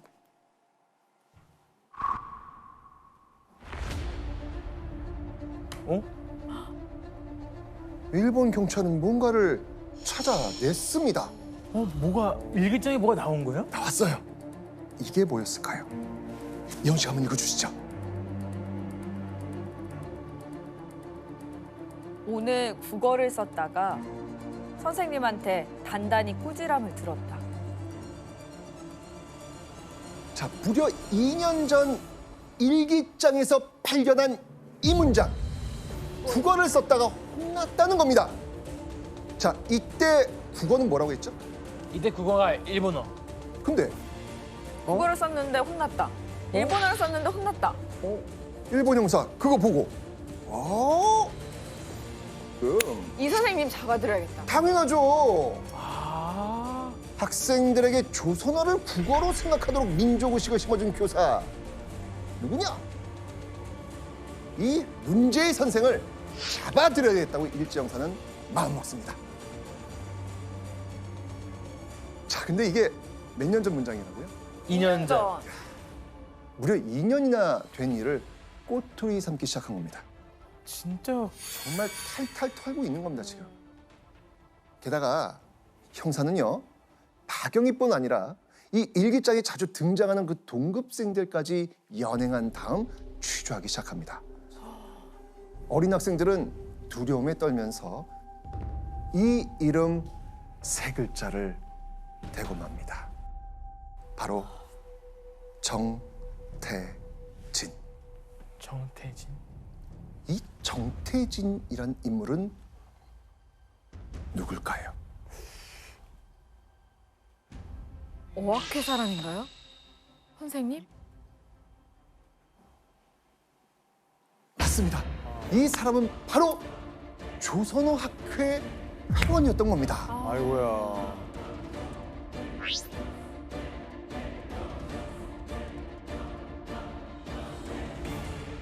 이때 정태진의 신상을 파악한 일제 형사들. 이거다. 잡았다. 잡았다. 이거다. 어떻게 이렇게 이어져 오지? 그러니까요. 그 기차 거기서 이렇게까지.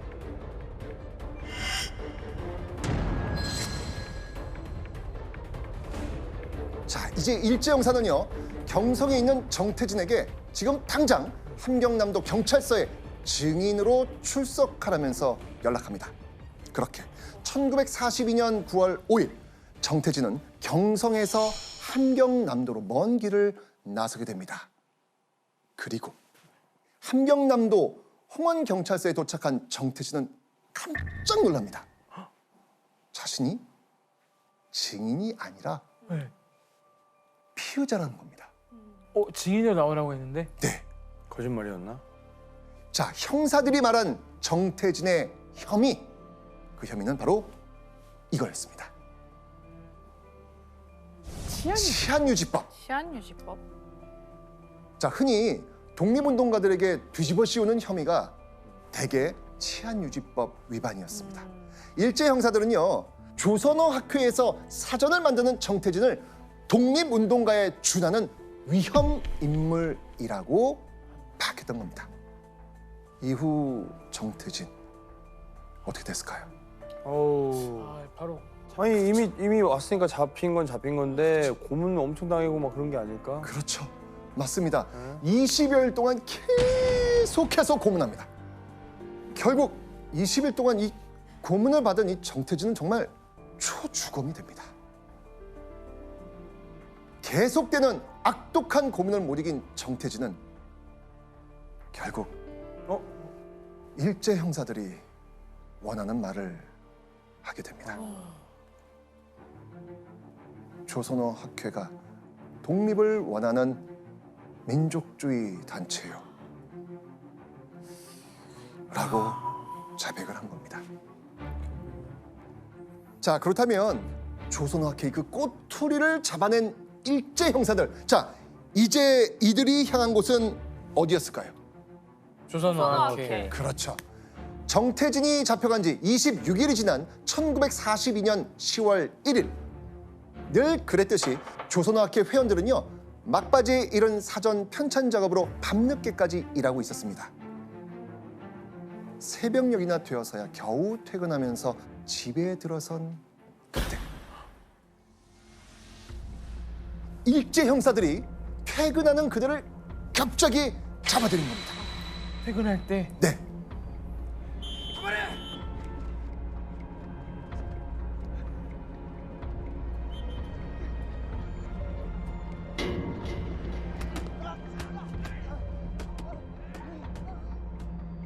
자, 그리고 이때 잡혀간 건요, 사람뿐만이 아니었습니다.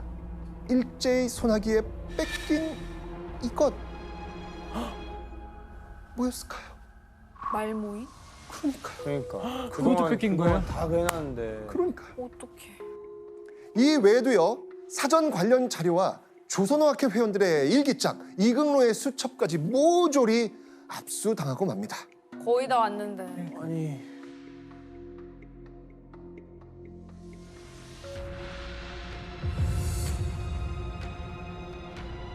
자, 그리고요, 압수한 자료에서는요, 후원자들의 명단마저 나옵니다. 아이고야. 그렇게 일제 형사들은요, 전국을 이잡듯 수색했고요, 조선어 학회 회원과 후원자들 포함해 모두 33명을 검거하게 됩니다. 그리고 이들 어떻게 됐을까요? 우리 일행은 그 심한 고문을 계속 당하는 한편 폐가 멍이 들어가고 사지가 쑥쑥 쑤시어 죽음이 눈앞에 직면하여 있을 뿐이요, 살아날 까망은 아주 막연하였었다.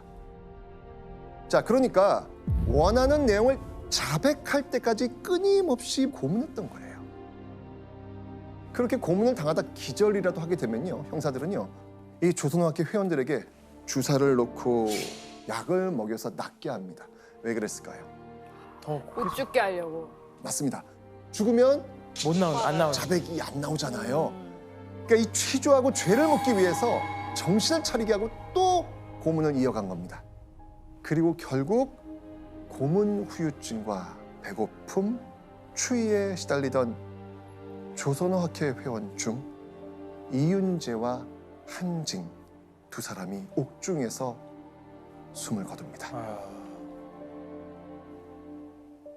게다가요, 이 슬픔을 미처 추스리기도 전에 남은 사람들은 또 다른 시련을 겪어야 했습니다. 모진 고문을 견디는 동안에도 일제가 재판을 열어주질 않는 거예요. 진행이 돼야 어떻게든 나오는데 그들이 원하는 대답을 할 때까지 잔혹한 고문을 그 긴 기간 동안에 당할 수밖에 없었던 것이죠. 아유 진짜 참. 그렇게 갖은 고문을 견딘 끝에 드디어 열린 재판. 드디어 법원에 들어선 조선어학회 회원들은 큰 충격을 받고 맙니다. 왜요? 그 이유는 재판에서 다룰 그들의 죄목 때문이었습니다. 어떤 죄목이었을까요? 한번 보시죠. 내란죄? 일제 통치 체제를 반대하며 일제 근본을 뒤엎고자 폭동을 일으킨 사람들에게 적용되는 게 사실 이 내란죄거든요. 아니 무슨 한글을 연구하던 학자들이 하루아침에 중죄인의 신분이 되어버린 겁니다. 억울하죠. 자, 그렇게 무려 9번에 걸친 공판 끝에 일제 재판부에서 드디어 최종 판결이 나옵니다. 모두 유죄. 6년의 징역형을 받은 이극로를 포함한 5사람이 실형을 살게 됐고요. 다른 회원들 역시 징역과 집행유예를 선고받습니다. 이 중요한 일을 지금 거의 마치고 있는데 여기서 또 6년이라는 시간을 받아들일 수가 없었을까요? 그쵸. 우리는 뭐 한 게 없는. 맞습니다. 자, 그들은요 결국 상위 법원인 고등법원, 경성고등법원에 재심을 신청합니다. 가망이 없다는 걸 알면서도 억울함을 감출 수 없었던 것이죠.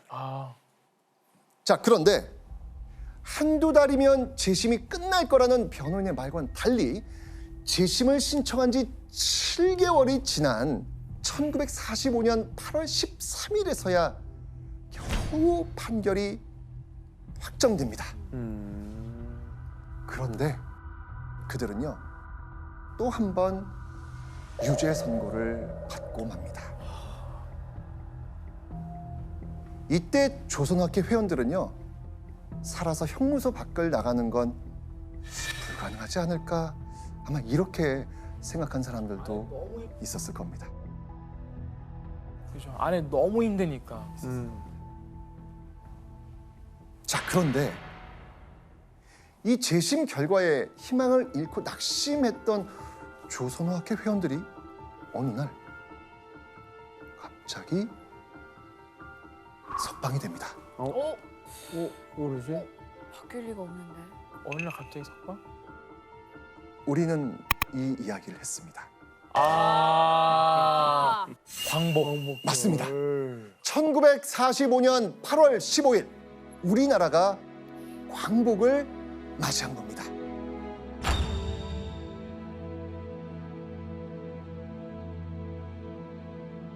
조선어학회 회원들이 재심 결과에 실망하고 있던 도중 광복이 찾아왔고요.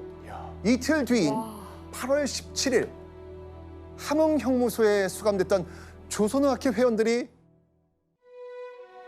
석방된 겁니다. 와. 살아서 옥문을 나갈 수 있다는 것, 이건 정말 상상할 수 없을 정도로 너무나도 기쁜 소식이었겠죠. 그런데 조선어 학회 회원들이 정말 이 몸을 채 추스리기도 전에 찾아야 할 게 있어요. 지금 몸보다 더 중요한 게 있어요. 맞아요. 그게 뭘까요? 원고. 사전 원고. 광복을 맞이하고 이제는 진짜 하루빨리 사전 편찬하는 일만 남았잖아요. 그런데 다시 찾은 조선어학회 사무실에서 원고의 흔적은 아이고. 찾아볼 수 없었습니다. 하늘이 무너지죠. 원고라도 있으면 그래도 다시 빠르게 뭔가 진행할 텐데 그것도 안 되니까. 그러니까요. 아, 정말 이 갑작스러운 광복과 함께 일제에게 뺏긴 사전 원고의 행방이 묘연해지고 만 겁니다.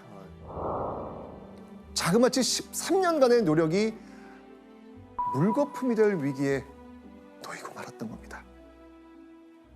자, 그런데요.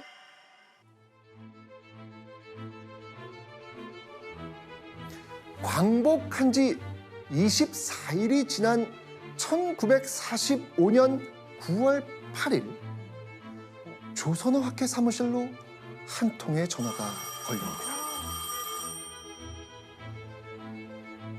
전화가 걸려온 곳은 바로 여기였습니다. 어디입니까? 여기 기차. 서울역. 서울역. 네, 여기 서울역이죠. 서울역. 맞습니다. 바로 서울역. 1945년 당시엔 경성역이었거든요. 네. 전화는 바로 이곳 경성역 역장으로부터 걸려온 겁니다. 이렇게 말이죠. 여기? 경성역 창고에 조선말을 풀이한 원고 뭉치가 한 무더기 있어요. 와서 한번 빨리 확인해 보세요. 경성역 창고에 조선말을 풀이한 원고 뭉치가 있다? 사전에 원고를 찾은 겁니다. 자, 이 사전 원고를 찾은 조선어학회 회원들의 기분 어떻겠습니까? 아니, 기분 알 거 없고 일단 출발이죠, 바로 그냥. 당시 상황이 남아있는 기록이 있는데요. 한번 보시죠. 사람 따라 말까지 옥살이 창고에 갇혔던 우리 사전 천일하에 해방된 원고 조선어학회 일동의 대환희. 와. 진짜. 자, 이 사전 원고를 되찾는 게 얼마나 대단한 일이었던지 와. 신문에 기사까지 실린 겁니다. 와. 안 실리겠습니까? 실리죠. 아유, 그럼요. 경성역 창고에는요 400자 원고지 26,500여 장 분량의 사전 원고가 고스란히 놓여 있었던 겁니다. 와. 찾으시는 게 이게 맞지요?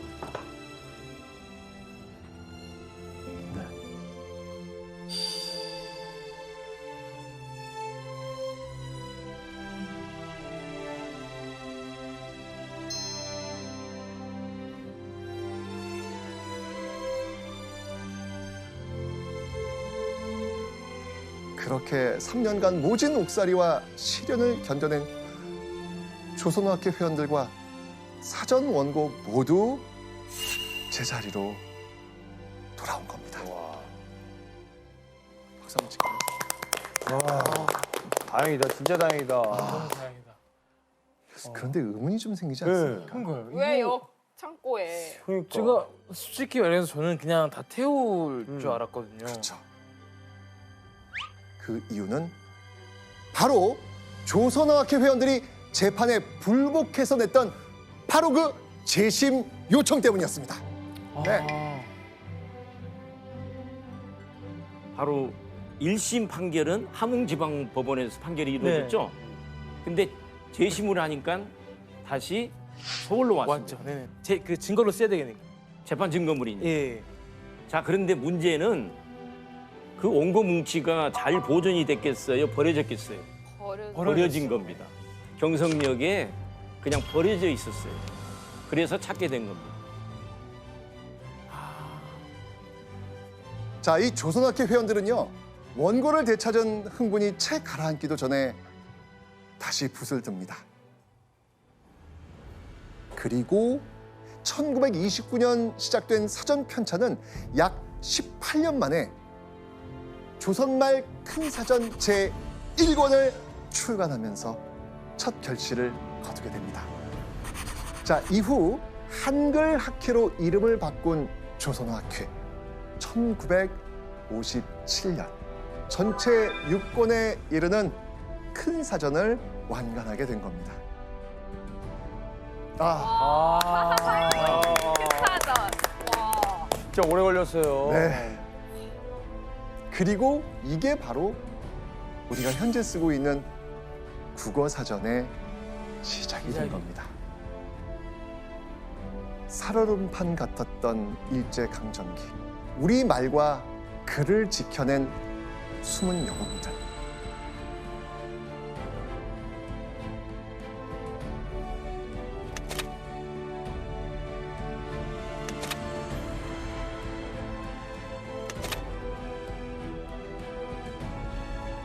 그리고 그 영웅들의 흔적을 지금도 만나볼 수 있습니다. 어디서?